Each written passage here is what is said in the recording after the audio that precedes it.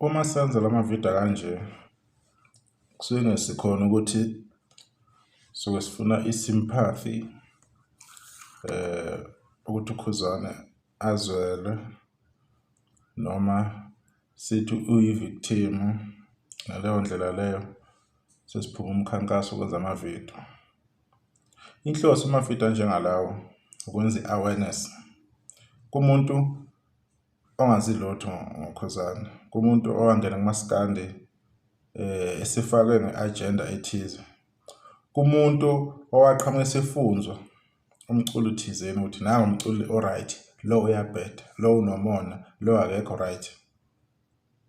I-purpose nenhloso ngqangi yalama video anjengalawo esiwenzayo ilokho ukuthi abantu bebe aware zezinye zezinto ezenzakalayo, abantu abangayikhulumi, abangayithinti, umuntu angaziphi ngesikhathi ukuthi ake ngixoxe kabanzi maybe ngomuntu thizeni.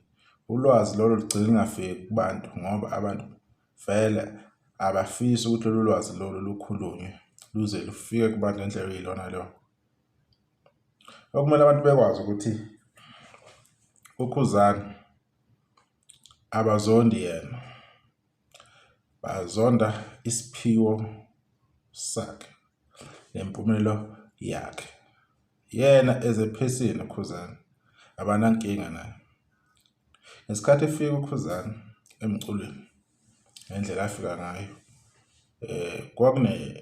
kwakunento ethi kunento encane elanda umgqumeni leyo ayicula ngakhona, because kwi-album yeBhova yokugcina le agcina ukuyenza uKhuzani khona umsebenzi othize awenzayo kulo album leyo. Kunama voices, kuneyinhlamvu ayifaka uKhuzani ezithize ezayidingeka kwi-album yeBhova yango-2009 December, lapho lagcina ukuthi idlule khona emhlabeni. Abantu abaningi kulokho kwakungenankinga, beqhubeka nempilo. Waqala uKhuzani 2011 wenza yakhe album Ahluleke Bonke, wahamba waze kwafika ekuthenini usecula noMtshengiseni. Ilapho-ke inzondo iJust Layo alithatha waligqoka ngokusemthethweni official. Baningi abantu nemvunga eyasuka lapho ukuthi wenzani lo mfana. Kwaba wesike indedane yakuconfirma ukuthi i-success yomfoka Mpungose niyoyibona, ayikuthathe nje isikhathi esithini ukuthi izibonakalise. Therefore uma uKhuzani-ke esethola impumelelo isimlandela, after eshizile isikhathi eside kangaka estrugglisha, bengenandaba naye abantu ukuthi umculo ukhona, bemazi nje ukuthi ukhona kodwa bengenandaba naye ukuthi wenzani. Baqale ukumnaka uma esekubonakala ukuthi uyakhuphuka emculweni, khona izinto azenzayo ezibonakalayo. Zonke lama album ukuthi sixosha amambo-ke inje emnyama kuhamba konke lokho, abantu bembhekile nje bembonga nje ukuthi okay uyahamba. Kodwa kwinyoni yomthakathi album yakhe eyayimnandi kakhulu nayo eyaze yashaya nesama best album maskandi album ngo-2017 yabuya nayo. Into eziningi ayaseyiqalile vele ukuthi zingamhambeli kahle. NoMtshengiseni osedlule ngo-2015 kwase kuneyinkinga ezikhona vele. Waphinde futhi izinga nerate yabalandeli bakhe batriplisha esikhathi esincanyana, assuming that those fans kwangakaMtshengiseni amanye abo. Uyabona-ke lapho kuza nabantu akade bengaqalanga ukumthanda at all, kuza nabantu abebengasenaqhawe. Alright, asikho-ke lapho. Ekukhuphukweni kwakhe uKhuzani wavuka nama-award ayi-3 lapha kaMlamuli Xele 3 amajaji kwakuphithizela-ke lapho-ke kwakuphithizela ayikho-ke uhlobo lwenhlamba nenzondo kangayithola ngakhuzane lapho just ukuthi bevuma ukuthi uwinile abekhala kubanje kwaphonda amagolide yiwo kanjani njani kwaba kuningi ukukhuluma.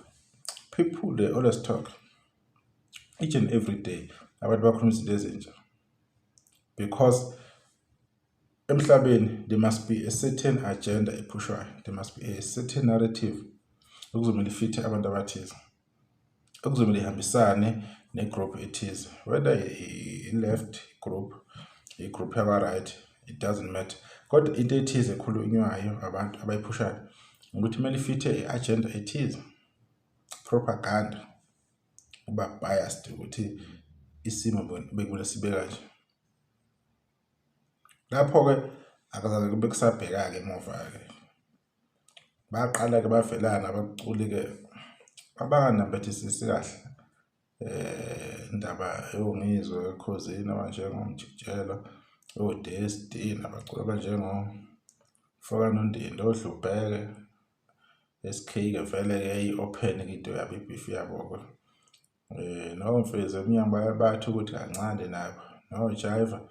So kwakuningi lokho obekwenza-ke ungazi noma i-beef yakwaMaskandi because kuyangcokusana noma sebe-serious abantu, kodwa kuyabona ngathi when it comes to Khuzani not because babezonda yena per se, sebezonda nje impumelelo yakhe, izinto eziza kuye yingani adedela abanye abantu hayi hlale ifuna kuyina yena kungani ngayifuna ungena kwemncintiswano useyadina bacheme naye, yabona nje. So aphuma nje lo mkhankaso lo ukuthi kuzothiwa yonke into esondela kuKhuzani ibe nento abayinamathiselayo.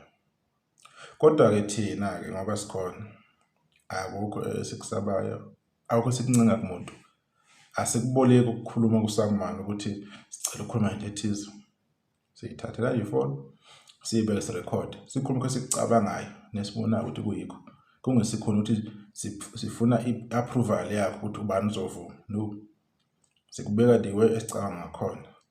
Akudini ukuthi uzobe i-content creator or ube i-YouTuber or ube i-TikToker ukuze ukwazi ukukhuluma into engiyikhulumayo. Umbono nje kanoma ubani, umbono nanoma umuphi umuntu awubonayo, especially umuntu oyi-Blue Nation uyakwazi lokho, ilo qiniso lelo uyalazi. Kodwa-ke kukuyena umuntu uthi yena usuke ezokwenzani ngalokho, but mina ngidecide ukuthi ngithi ngishare leyo mbono leyo enginayo ngendlela mina engibona ngayo i-situation until uKhuzani azasuke kuleyo position.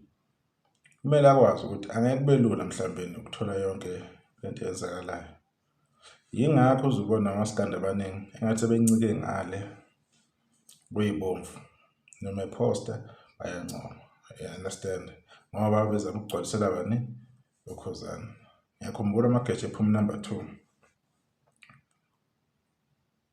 ijele phuma number 1, amavota awu-900,000 plus, amageja ayithole 309,000 votes, kodwa ukuphithizela uposition 2 wawubongela mhlawumbe 1 or 2 abantu ababongela number 1.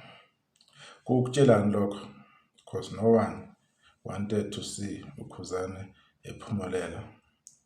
uKhuzini ingoma ethi ijele kwase kukuningi vele i-resentment ukuthi lo mfana lesi, lo mfana that sikhathele kuningi. Yabo inkulumo njengalezo lokho okubenza-ke bengayiboni bona ukuthi sebeyoncetheza laphana kuyibomvu futhi bayoguqa khona phela, because uma behluleka ukuwina i-game phela win grounding akwazi ukushintsha imithetho ngoba nakho wena khona kushayeka khona. So uKhuzani kusazokwenzeka lokho okwenzakalayo, mhla kwayeka ukwenzeka, angisho ukuthi ku-right ukuthi kwenzeka, mhla kwayeka ukwenzeka yonke lento le uKhuzani bese esukile phezulu, yobe ngaseyona inkosi uMaskandi, yobe ingasenayo impact le anayo njengamanje emculweni. Igame yobe ingasekho ngayo, yobe ingasayicontrol. Esifuna kwenzeka lokho bobe sebeqala bemthanda ngoba akasekho kuleya level leyana, yobe se-occupy omunye umuntu. Kodwa njengoba esahleli nje since afika uyibambile lapha ayibambe khona ngepace yakhe, kusazoba ney'nkinga ey'ningi because baningi abaculi bayafika umuntu awuney'ndondo eziwu-3 abuye nazo aniveze ukuthi uwinile. Kodwa nje eyodwa izona Khuzani indoda izokhulumisa abantu ngesikhathi esingakanani. But umuntu uzoya le eMbombela ayolanda ama-Satma ayi-3 ngesikhathi esi-1. Katsheni wawina 2 wama-Sama, 2 wey'ndondo, the first Maskandi artist to do that last year. Ngalibhama ukuthi hit after hit. Wathola 2 best male artist, best Maskandi album. Basebenza nje nabo bengayifaki hit after hit lapha. Otherwise kwakuba inkinga ngoba bayifaka kwi-record abayifotela. Umuntu oqala mina engimaziyo ukwenza kanjani, abantu oqala ukuwina back to back ama-awards ama-Sama, uShwini Mtekhala. I-album yabo ethi bangisiza baba, le ngoma ethi ngafela ubala. It was the best selling album 2005 and 2006 iminyaka elandelana. Yeah, we love awards lawo. So izinto ey'njengalezo nje siyaziveza ngoba ihamba ziyivelele masikhuluma. So i-success iza ney'nkinga. Ukuba lapha isicongweni phezulu kuza nokukhuluma, into okumele uyazi leyo. Ngoba hlala abantu befisa ukuthi bamnakashela kwenzenjani uKhuzani. Ngeke bengamnaki because whatever bayenzayo kumele kuphathe igama laKhuzani. Umuntu mayenza 10 million, hayi iphi 10 million kaKhuzani. Umuntu enza 10 million streams ukuthi ku-Spotify, kumele akhomparishe ubani noKhuzani. Akabekwa yedwa umuntu ukuthi nayi success yakhe ubani wenza kahle kuphele lapho. No, kumele kudragwe igama laKhuzani lapho because leyo nto kumele ibe ne-weight. Kumele kulande bani uKhuzani ukuthi azofakwa lapho. So ngamafushane namafuphi sengivala nje ivideo. Khuzani konke okwenzakalayo ngoba usahleli iposition okuyona akulula ukuthi ukukhuluma kungapheli. Kuzoba khona ukukhuluma, but as soon as ungasena impact kuyophela ukukhuluma because kube sekubheke ukukhuluma kulo ozobe seyena umuntu osingayi. Kodwa ngoba yokuthi isengawe kusazokulandela ukukhuluma, and abantu abazonde wena, bazonda isiphiwo sakho, bezonde nempumela yakho. Ngiyabonga kahle.